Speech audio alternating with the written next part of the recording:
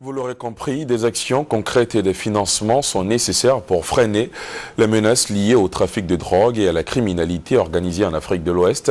Ce combat est au centre justement de la conférence régionale de haut niveau des donateurs sur la criminalité transnationale.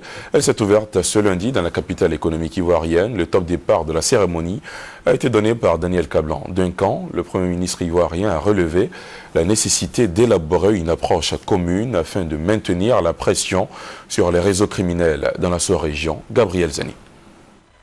La sécurité des pays de l'Afrique de l'Ouest restera fragile tant que les réseaux de criminalité transnationale continueront de sévir sans être inquiétés. La solution contre les crimes organisés, le trafic de drogue, la circulation illicite d'armes dans la sous-région reste aujourd'hui la mutualisation des moyens de lutte. Ce lundi s'est ouverte à Abidjan la conférence régionale des donateurs pour évaluer les priorités naissantes liées à la lutte contre les trafics de tout genre en Afrique de l'Ouest.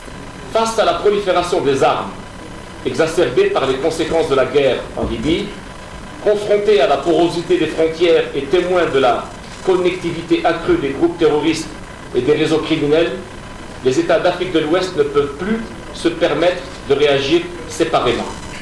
Raison pour laquelle les représentants des États de la CEDEAO et des organisations internationales vont s'appuyer sur le plan d'action et les stratégies de l'organisation sous-régionale, de l'initiative pour la côte ouest africaine et de l'Office des Nations Unies contre la drogue et le crime pour dégager des moyens communs de prévention. Cette cérémonie sera surtout l'occasion d'évaluer les priorités en matière de sécurité en Afrique de l'Ouest et de mobiliser les ressources pour soutenir les États membres de la CEDEAO.